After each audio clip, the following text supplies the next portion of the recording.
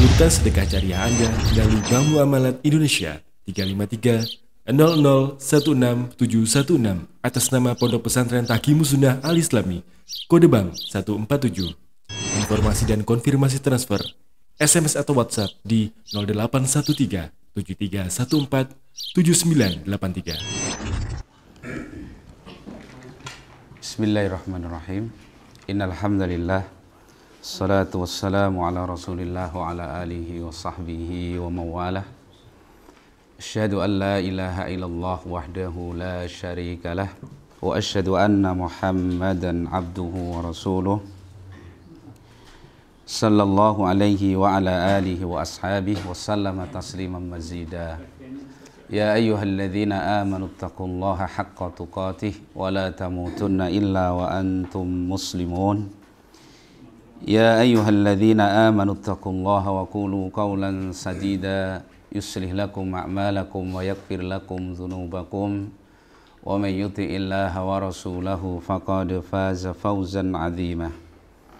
Amma ba'du fa inna asdaqal hadisi kitabullah khairal hadi hadi Muhammadin sallallahu alaihi wasallam wa syarral umur muhdatsatuha wa inna kulla muhdatsatin bid'ah wa kulla bid'atin dhalalah wa kulla dhalalatin finnar. Alhamdulillah kita masih bisa bermajlis kesempatan malam hari ini membahas satu risalah yang sangat penting, yaitu Nawaqidul Islam li muallifihi Syekh Muhammad ibn Abdul Wahhab rahimahullahu ta'ala.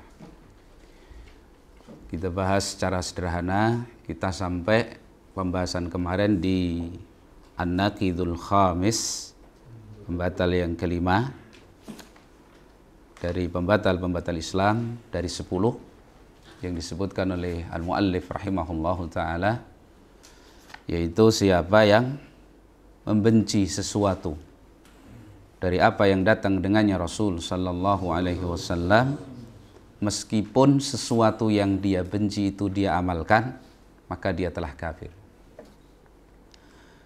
Jadi pembatal Islam ini yang disebutkan oleh Syekh Muhammad ini ada beberapa bentuk.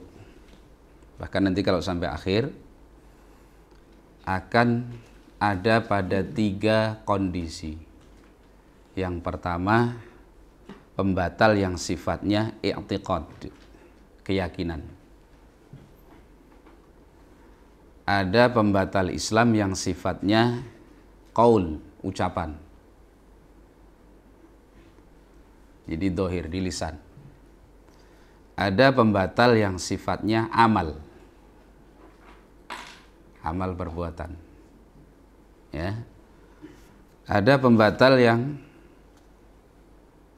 berasal dari hati, seperti yang kemarin kita bahas. Karena al-bughdu, benci, itu amalul qalbi, amalan hati. Jadi meskipun zahirnya mengamalkan Islam, tapi kalau dia benci ajaran Islam yang dia amalkan itu, maka ini kekafiran, membatalkan keislamannya. Karena seorang muslim hendaknya dengan apa yang datang dengannya Rasulullah sallallahu alaihi wasallam dia cintai, baru dia amalkan. Jadi pembatal yang kelima ini adalah pembatal yang letaknya di dalam al-qalb, di dalam hati. Bentuknya apa? Kebencian terhadap satu saja, apalagi lebih dari syariat yang datang dengannya Rasulullah sallallahu alaihi wasallam, maka dia telah terbatalkan Islamnya meskipun dia amalkan. Ya. Kemudian penyempurna dari pembahasan yang kemarin, saya sampaikan apa yang ditulis oleh Syekh Nasih Ulwan dalam Nawaqidul Islam, karena ini penting. Wa mimma yanbaghi at-tanbih alaihi anna katsiran minan nasi qad tubayyinu lahu munkaran ma. Perkara yang harus dicermati, kata beliau, bahwasanya banyak dari kalangan manusia yang engkau sudah jelaskan kemungkaran kepadanya. Engkau sudah terangkan, ini mungkar. Menurut syariat Allah ini adalah kemungkaran seperti misalkan minum khamar atau mencuri atau hal-hal yang dilarang di dalam Islam, berzina, ghibah misalkan, namimah, apalagi yang besar syirik, kufur. Sudah engkau terangkan kepadanya kemungkaran, fayarfadu al-qabul, maka ditolak, tidak diterima keterangan tersebut. Penjelasan kalian itu tidak diterima, gitu maksudnya Syekh. Ya. Wala yakbalu ma taqul, dia enggak mau menerima apa yang kau ucapkan. Ketika kau terangkan ini kebatilan, ini kemungkaran, dia enggak mau terima. Ya. Khususan indartikabihi, khususnya ketika dia adalah pelakunya. Pelaku riba, kamu katakan ini riba, ini dilarang oleh Allah dalam syariat Allah, ini diharamkan, bahkan dosanya sangat besar, atau mencuri atau yang selainnya. Sudah engkau terangkan. Bagaimana ketika menghadapi sikap orang yang seperti ini? Apakah kita lazimkan bahwa dia pasti membenci apa yang datang dengannya Rasulullah sallallahu alaihi wasallam? Kata beliau, "Fahadza la yutlaqu alaihi annahu mubghidun lima jaa bihi Rasul dunaf tafsilin." Jadi jangan dilazimkan bahwa orang yang seperti itu berarti dia pasti membenci. Enggak harus. Jelas ya? Sudah diterangkan minum khamr itu haram. Udah jelas begitu. Dia peminum khamr, dia nggak mau terima nasihat itu. Dia tetap minum khamr. Ini jangan kemudian difahami bahwa dia berarti membenci syariat Nabi yang berupa larangan minum khamr, lalu dikafirkan. Enggak. Jelas ya? Bisa difahami ini? Nah, makanya para ulama kita kadang mengatakan kufur, ada yang namanya kufur amal. Kufur yang berasal dari amal, amal perbuatan. Kufur amal itu terbagi dua. Ada yang kufur akbar, mengeluarkan pelakunya dari Islam, seperti sujud kepada selain Allah, kesyirikan misalkan, atau melempar mushaf, dia lempar, dia hinakan, itu amal, kufur. Ini kufur akbar. Ada kufur amal yang kufur kecil, itulah dosa dan maksiat. Maka ketika ulama kita mengatakan kufur amal adalah kufur kecil, itu jangan difahami setiap kufur amal berarti kufur kecil. Ulama kita mengatakan kufur amal itu kufur amal itu berarti kufur kecil. Jelas? Ada ulama kita yang mengatakan kufur amal itu kufur asghar, kufur kecil. Jangan difahami maksud ulama kita ini tidak ada kufur amal yang kufur besar. Lalu setiap kufur amal berarti kufur kecil. Jelas? Enggak. Yang dimaksud kufur amal itu kufur kecil itu hanya amalul mahad. Kekafiran yang bentuknya hanya terbatas amal, tidak menyentuh keimanan dalam hati. Bisa difahami gak ini? Hanya sebatas amal. Misalkan minum khamr, ini kufur, namanya maksiat. Jelas? Perbuatan apa? Kufur. Mengingkari apa yang Allah Subhanahu wa ta'ala larang. Dia minum khamr, dosa apa enggak dosa ini? Dosa. Kalau sebatas dia minum khamr, itu namanya kufur amal yang masih golongan kufur kecil, disebut dosa besar atau maksiat. Karena saya nggak nanya ini, nerangkan. Disebut dosa besar atau disebut maksiat, ya dosa besar. Jelas ya? Kalau dosa kecil malah nggak disebut maksiat. Jelas ya? Nah. Jadi sebatas amal, tidak menyentuh iman yang ada dalam hati, nggak menyentuh etikot dia. Karena itu ulama mengatakan istihlal itu ada dua. Apa itu istihlal? Istihlal itu menganggap halal. Menganggap halal sesuatu yang diharamkan oleh agama Allah. Ini ada dua macam. Nggak boleh keliru memahaminya. Kaitannya dengan pembahasan kita kemarin. Yang pertama al-istihlalul amali. Al-istihlalul amali. Jadi menganggap halalnya suatu yang Allah haramkan, tapi sebatas amal dia. Orang ngerti khamr itu dilarang, dia minum. Berarti amalnya menghalalkan apa tidak? Iya, karena dia minum. Jelas, amal dia, perbuatan dia itu menganggap khamr itu halal, makanya dia minum. Ini namanya istihlal amali, sebatas amal.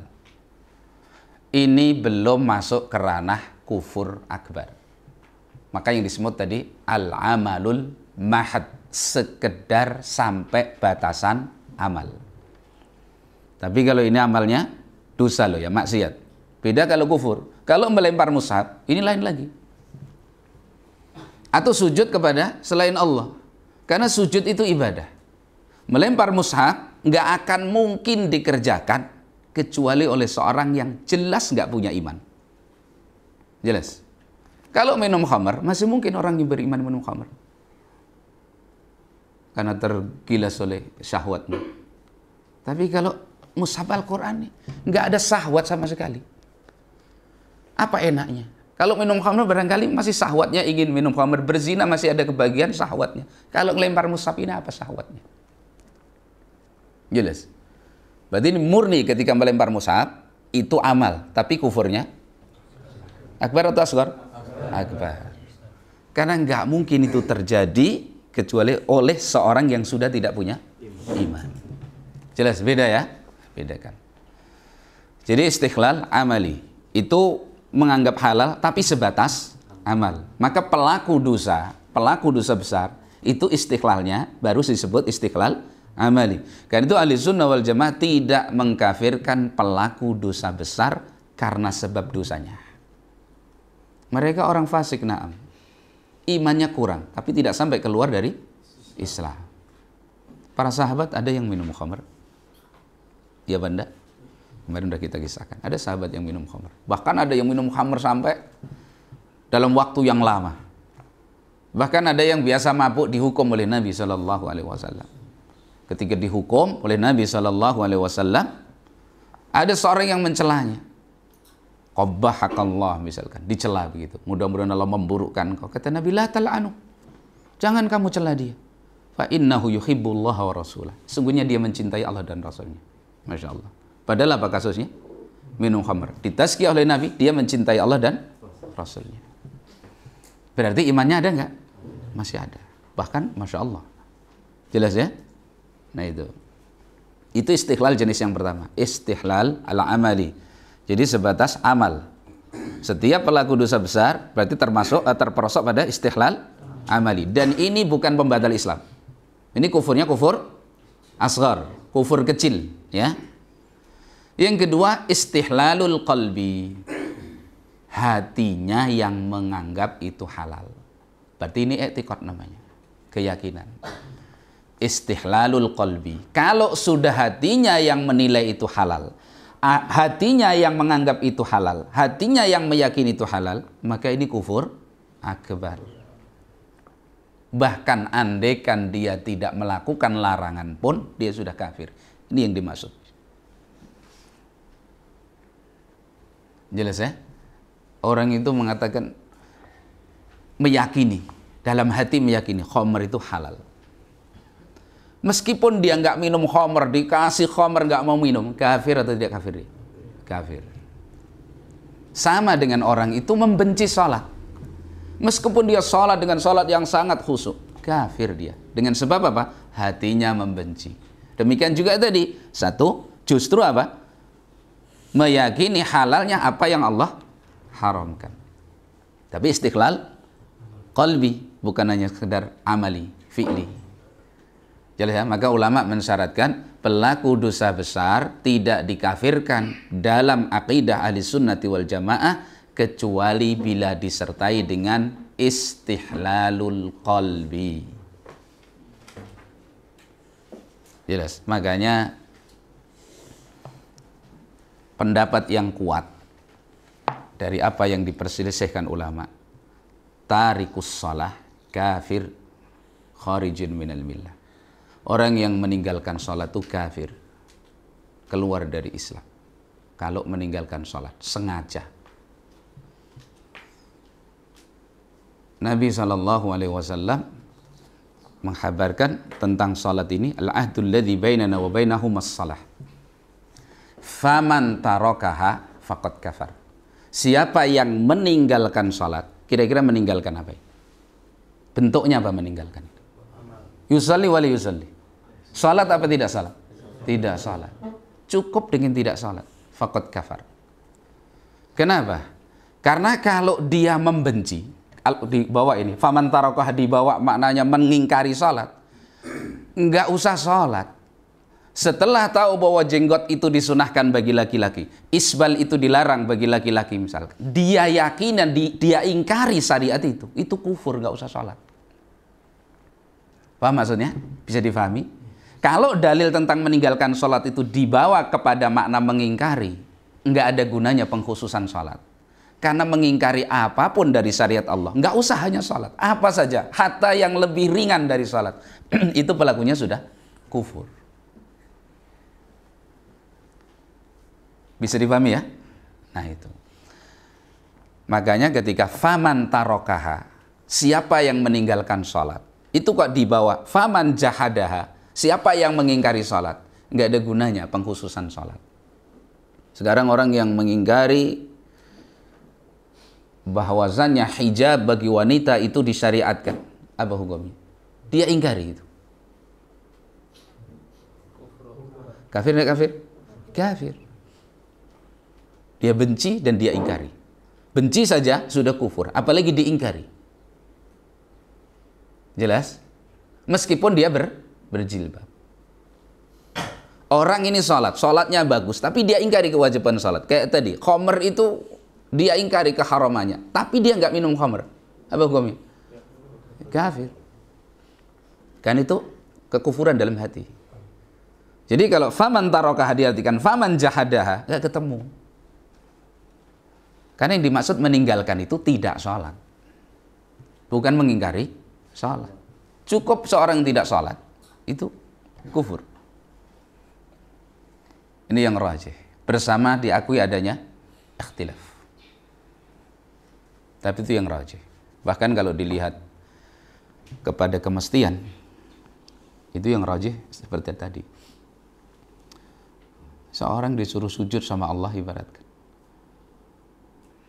Dia fakir, hamba yang nggak punya apa-apa, diberi semuanya oleh Allah. Suruh sujud sama Allah, nggak mau. Apa ini namanya? Istikbar, sombong, al-iba, enggan. Apalagi orang seperti itu hukumannya? Kufur. Ya, dan jangan dituduh yang mengkafirkan pelaku orang yang meninggalkan sholat itu khawarij. Enggak. Sudah kita katakan, bedakan antara kaidah hadis sunnah dalam takfir dengan hawa nafsunya khawarij. Kalau khawarij membabi buta tanpa kaidah, kita ahli sunnah pakai ilmu. Ahli sunnah itu paling hati-hati mengkafirkan manusia. Kalau Imam Ahmad mengatakan ikhrajun nas anis sunnah syadid, mengeluarkan manusia dari ruang lingkup ahli sunnah, dikeluarkan lalu dihukumi sebagai ahli bidah, itu sudah perkara yang sangat berat, apalagi mengeluarkan dari Islam. Meskipun tasahul sebagian kaum muslimin, karena nggak cocok saja dah, bukan ahli sunnah, nggak cocok sudah, ahli bidah. Padahal sekelas Imam Ahmad saja mengatakan itu berat. Jadi orang semakin bagus ilmunya, semakin rasa takutnya kepada Allah tinggi, semakin hati-hati. Ya, taib. Jelas ya? Jadi seperti itu. Jadi jangan dilazimkan. Seorang ketika antum nasihati dari keharaman yang dia lakukan, terus dia nggak terima nasihat antum, lalu antum kafirkan. Ini salah. Jangan melazimkan sesuatu yang nggak menjadi kelazimannya. Ya? Nah. Atau misalkan membuat kelaziman. Seorang yang melakukan perilaku dosa besar berarti dia membenci larangan tersebut. Enggak lazim. Saya senang minum khamr misalkan. Saya enggak suka misalkan larangan minum khamr. Kalau jelas dia ikrarkan begitu, baru ini kekafiran. Tapi kalau seorang melakukan minum khamr begitu, jangan kita lazimkan, oh berarti dia membenci syariat larangan minum khamr. Jangan melazimkan seperti itu. Jelas. Berarti yang dikafirkan yang betul-betul amalan hati, dia membenci syariat yang dibawa oleh Rasulullah Shallallahu Alaihi Wasallam. Jelas ya, jangan main kelaziman. Kelaziman itu manhajnya Khawarij. Melazimkan sesuatu yang nggak lazim. Itu. Kadang melazimkan salafin. Salafi itu nggak mau demokrasi. Tapi hasil demokrasi diakui. Ini karena nggak paham dalil. Karena dalil tentang hukum selain hukum Allah jelas. Harus kita tinggalkan, kita tidak terima. Tapi ketika syariat perintah taati sultan, itu sultan sah apa tidak sah? Soal caranya Allah nggak bicarakan, Rasulnya nggak bicarakan. Taati kalau sudah jadi sultan. Jelas. Sultan misalkan meraih kekuasaannya dengan cara memberontak, boleh nggak dalam Islam? Menang tapi dia taati nggak? Nah, karena dalil menyuruh mentaati sultan, bukan masalah cara mendapatkan kepemimpinan tersebut. Jadi jangan melazimkan sesuatu yang nggak lazim. Ya. Nah itu penyempurna dari pembahasan yang kemarin. Ya. Jadi pelaku maksiat itu ya pelaku maksiat. Tadi istighlal dipahami ya, dua ya. Jadi ada istighlalul amali, ada istighlal qalbi. Istighlal itu menilai halal. Tapi kalau seorang begini misalnya minum khamr, lalu dikatakan ini halalan thayyiban begitu. Hah? Kafir nggak kafir itu? Kafir. Gak usah diyakini, kamu yakin nggak yakin? Enggak. Karena nggak mungkin mengucap itu kan istihza biddin namanya. Nanti poin berikutnya. Jelas ya? Nah, baik. Kali itu udah, berarti yang kelima insya Allah bisa difahami. Kemudian kita masuk, nggak ada muskilah yang kelima ya? Insya Allah.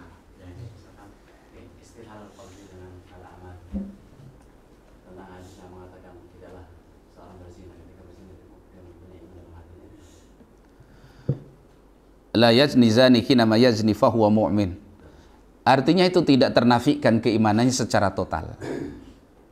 Bimakna ketika seorang melakukan perbuatan dosa itu sebenarnya bertentangan dengan iman. Tapi apakah melazimkan iman itu tercabut secara total dari hatinya? Enggak harus. Maknanya berarti dia kurang nilai imannya. Begitu. Sebagaimana begini hadis Abu Dzar radhiyallahu an. Nabi SAW mengatakan, man qala la ilaha illallah, atau ini jadikan tafsir hadis itu biar klub ya. Nabi SAW mengatakan, man qala la ilaha illallah dakhalal jannah wa in zana wa in saraqa. Faqala Abu Dzarrin. Abu Dzar enggak terima, semacam protes. Ya Rasulullah, wa in zana wa in saraqa. Nabi ulangi lagi, man qala la ilaha illallah dakhalal jannah wa in zana wa in saraqa. Sampai diulang 3 kali oleh Nabi SAW. Abu Dzar mengatakan, ya Rasulullah, meskipun dia berzina, meskipun dia mencuri, sampai Nabi SAW mengatakan, na'am wa in raghima anfu Abi Dzarrin. Iya, meskipun Abu Dzar tidak terima, Allah akan masukkan dia ke dalam surga. Berarti berzina, mencuri, membatalkan iman apa tidak? Tidak.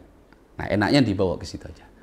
Jadi kadang-kadang penafian itu ada yang penafian secara asal, total, ada penafian yang maknanya nafyul kamal.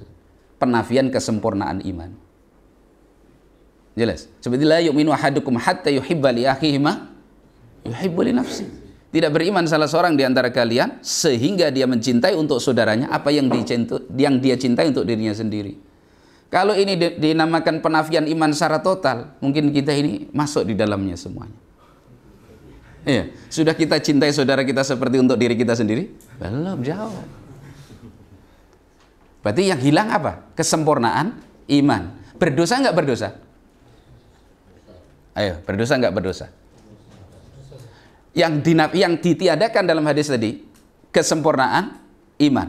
Kesempurnaan iman. Artinya imannya tidak sempurna. Bukan berarti tidak punya iman atau terbatalkan apa? Imannya. Berdosa apa nggak berdosa? Berdosa nggak berdosa ini? Enggak.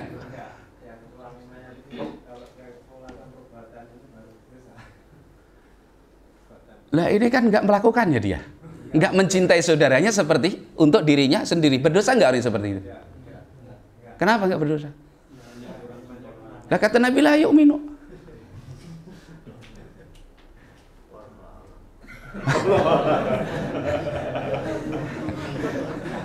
Allah alam setengah ilmu. Kesempurnaan itu ada dua. Kamalul mustahab wa kamalul wajib. Kesempurnaan yang sifatnya mustahab dianjurkan, ada kesempurnaan yang wajib. Dalam hadis tadi, la yu'minu ahadukum, karena itu nafi total, berarti itu mustahab kamal kamal yang wajib, kesempurnaan yang wajib. Jadi mustahabuhu mustahabun, wajibuhu wajibun. Berdosa seorang yang tidak memenuhi sesuatu yang wajib. Jelas?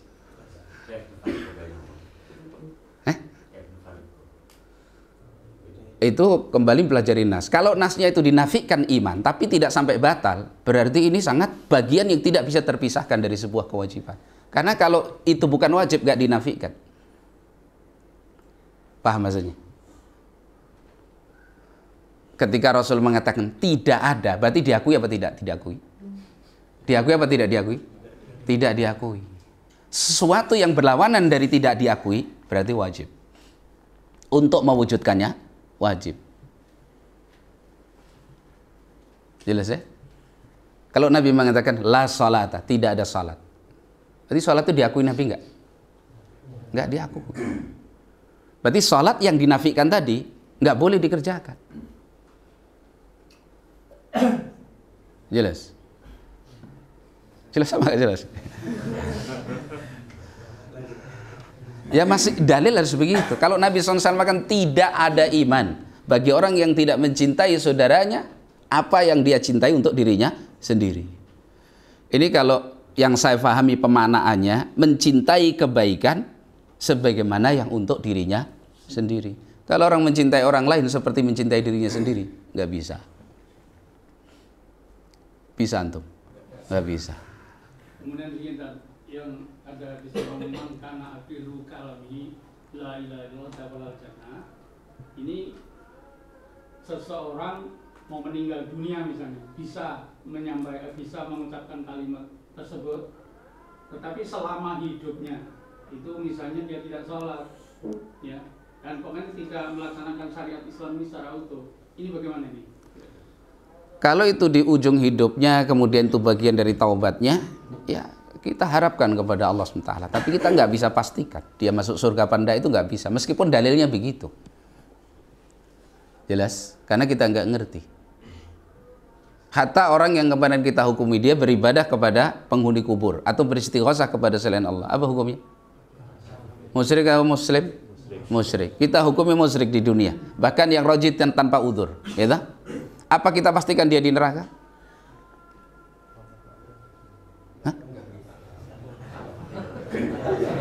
Hah? Pasti di neraka enggak? Enggak pasti. Masalah hukum di neraka urusan dia sama Allah. Kita hanya suruh menghukumi dohirnya. Jelas? Terus kemudian untuk orang-orang semacam ini, misalnya kan banyak kita temukan. Semacam ini yang kayak mana? Ini.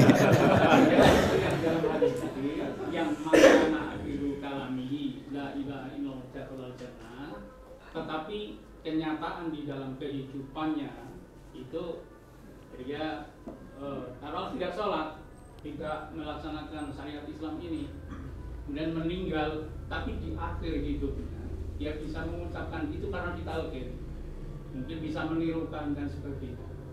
Nah ini orang semacam ini ketika meninggal dunia wajib disolatkan atau tidak wajib disolatkan? Dengan ucapan di akhir tadi yang dia hanya punya itu, tersisa itu yang dia nggak ada kesempatan untuk sholat, nggak ada kesempatan untuk menunjukkan amal taubatnya, tapi ucapannya itu menunjukkan dia taubat kembali kepada Islam dengan mengucapkan dua syahadat tadi, kita husnudzon kepadanya bahwa dia seorang muslim. Kalau itu muslim berarti wajib disolatkan. Soal seorang misalkan tokoh tidak mau menyolatkannya, itu bukan masalah hukum, tapi itu namanya bab memberi pelajaran. Rasulullah SAW ketika disampaikan jenazah, ya Rasulullah silahkan disolatkan. Begitu Nabi mengatakan hal alaihi dain, apakah dia punya hutang? Qala na'am dinaron. Iya, dia punya hutang 2 dinar. Nabi kemudian ta'akhir mundur, berkata kepada para sahabatnya, "Shallu ala sahibikum." Sholatilah, saya nggak mau nyolatkan. Itu bukan hukum sholatnya Nabi katakan sah apa tidak sah, bukan begitu. Tapi ini bab ukubah, memberi pelajaran supaya orang nggak bermudah-mudah dalam hutang. Begitu maksudnya. Jadi kalau orang mengucapkan kalimat tauhid di akhir hidupnya, kita harus dulu dia muslim. Kalau muslim berarti jenazahnya dirawat sebagaimana jenazah kaum muslimin. Dimandikan, dikafani, disalatkan, dan dikuburkan di pekuburan kaum muslimin. Adapun yang lalu kita nggak ngerti. Tapi kalau sekarang masih hidup sehat mengucapkan la ilaha illallah, bersama itu dia istighosah kepada Sayyidina Allah, beribadah kepada penghuni kubur, menyembelih korban kepada Sayyidina Allah, nggak ada gunanya kalimat itu. Dia musyrik, kafir, tidak memberi manfaat kalimat la ilaha illallah. Tapi kalau sudah kondisi terakhir, tidak ada yang dia sisa kecuali itu, lalu dia mengucapkannya, maka husnudzan, itu bagian dari taubat dia. Ada keharaman itu yang sharih, yang terang. Ada keharaman itu yang ghair sharih, tidak terang. Maknanya tidak terang itu suatu diharamkan dengan kaidah syariah yang umum. Yang sharih itu langsung disebutkan dalam dalil larangan. Seperti misalkan haramnya daging babi, itu sharih. Atau makan bangkai, itu sharih. Tapi larangan keharaman anjing, itu namanya pakai kaidah. Ada dalil yang mengharamkan langsung anjing misalkan. Tidak ada. Termasuk misalkan binatang buas. Kalau yang jelas buas, ya. Kadang-kadang ada terjadi perselisihan, ini masuk binatang buas apa tidak. Nah, rokok ini atau mungkin narkoba yang semisalnya, ini butuh penjelasan lebih. Karena tidak ada dalil yang sharih begitu. Jadi pengharamannya dengan kaidah syariah. Kaidah syariahnya apa? Sesuatu yang madorotnya lebih besar daripada manfaatnya, berarti itu dilarang di dalam agama Islam. Apalagi murni madorot, nggak ada manfaatnya.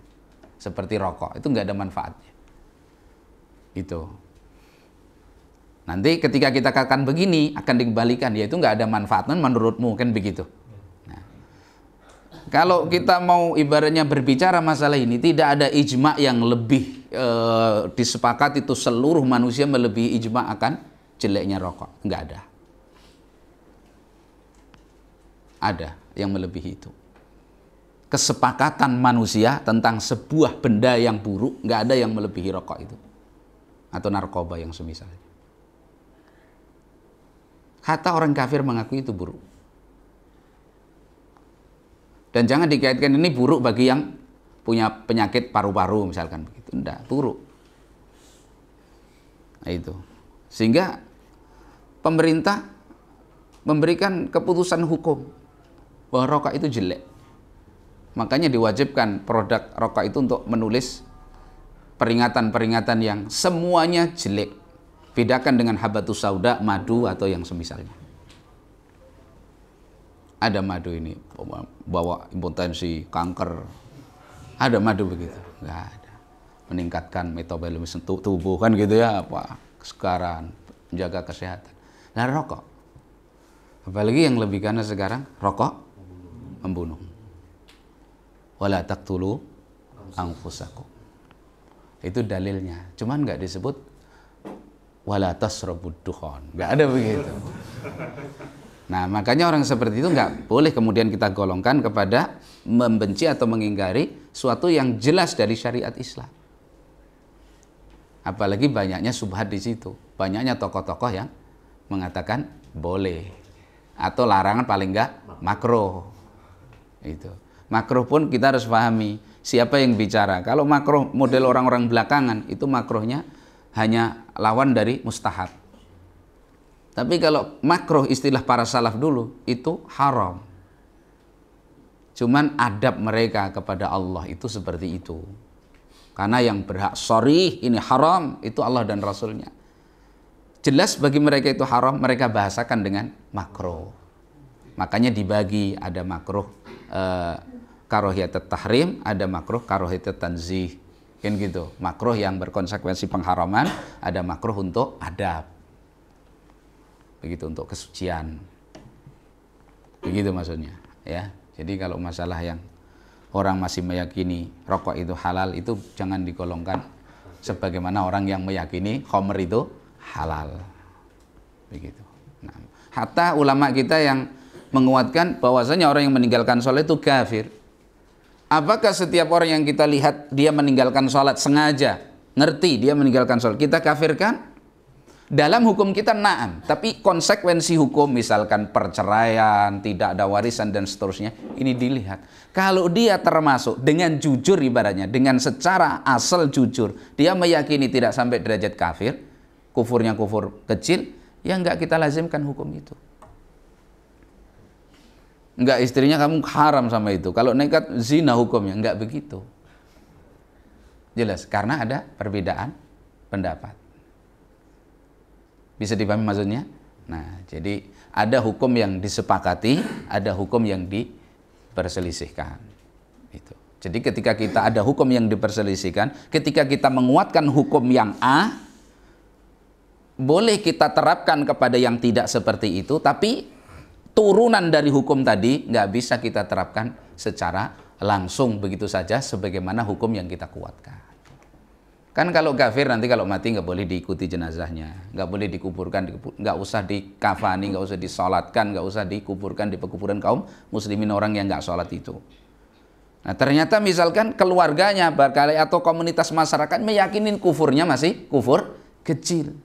Ya bagi kita ya begitu. Tapi jangan kemudian kita lazimkan di situ. Ini nggak boleh dikuburkan di kuburan sini nih. Bukan muslim ini.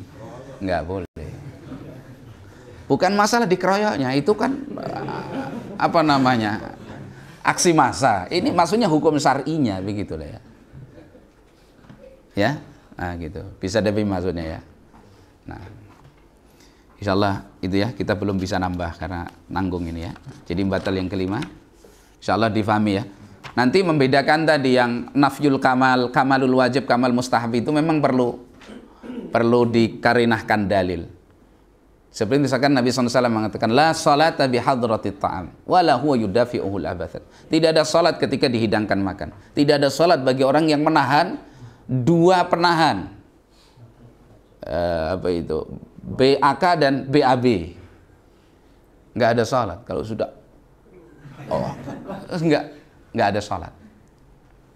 Ini kalau seperti Syekhul Islam mengatakan tidak sah sholatnya. Jadi kalau antum berada di satu tempat, hidangan makan sudah hadir, sana dikumandangkan qomat, antum ikut sholat, padahal di situ sudah dihidangkan makan siap. Kalau pendapat yang dipilih Syekhul Islam, sholat antum nggak sah. Kenapa? Karena Nabi meniadakan sholat seperti itu. La sholata. Tidak ada sholat ketika dihidangkan makan. Begitu. Kalau jumhur ulama, mayoritas ulama, ini dibawa kepada makruh. Peniadaan sholat itu dibenci. Bukan sampai tidak sah. Kenapa? Mereka punya dalil dan kaidahnya. Nah, ini perlu belajar ini, ya ilmu yang di situ, gitu. Jadi seperti ada kaidah. Kadang-kadang kaidah jumhur kalau larangan itu di ruang lingkup adab itu nggak sampai haram, karena asalnya adab itu untuk tanzih, untuk pemuliaan, bukan sampai kepada keharaman. Misalkan begitu. Nah, itu perlu pendamping-pendamping dalil yang lain. Kenapa kok ini dinafikan iman kok kemudian tidak kafir? Karena ada pendamping-pendamping yang lain. Nah, itu kan ada juga kaidah misalkan al-wa'id tahtal wa'di, ancaman itu di bawah janji. Jadi kalau mengancam masih mungkin dimaafkan oleh Allah. Misalkan innallaha la yaghfiru ayyushraka bih. Nah, itu ancaman bukan? Ancaman. Tapi Allah ada janji, innallaha yaghfiru dzunuba jami'an. Jadi kalau dia mau taubat, masih Allah janjikan ampunan. Dimaafkan. Tapi kalau janji nggak bisa lagi kecuali pasti dipenuhi oleh Allah. Maka innallaha la yukhliful mi'ad. Dan itu pada makhluk wajar. Seorang guru misalkan mengatakan Siapa yang datang telat 5 menit ke majelis ini, push up, misalkan begitu. Ada yang datang 5 menit sudah berjalan baru datang, terlambat. Kemudian dilihat karena melihat alasannya, anak itu biasanya rajin dan seterusnya, dibatalkan itu hukuman. Bagus apa tidak bagus? Bagus. Seorang membatalkan hukuman atau memaafkan di saat dia mampu, itu bagus. Tapi kalau yang datang 5 menit sebelum kita mulai daras akan diberikan hadiah tas. Begitu sudah datang semua 5 menit, nggak ada diberi tas. Ini bagus sama nggak bagus? Kenapa? Menyelisihi janji. Makanya al-wa'id tahtal wa'di. Ancaman itu di bawah janji. Kalau janji Allah pasti laksanakan. Tapi kalau ancaman mungkin Allah maafkan. Karena Allah Maha memaafkan. Gitu ya. Nah, itu insyaallah daras penyempurna. Pertemuan mendatang insyaallah di pembatal yang ke-6 bi'aunillahi subhanahu wa ta'ala. Wallahu alam bisawab. Sallallahu wasallam wa baraka ala nabiyina Muhammadin wa ala alihi washabbihi ajmain. Subhanakallahumma bihamdik asyhadu an la ilaha illa anta astaghfiruka wa atubu ilaik. Assalamualaikum warahmatullahi wabarakatuh.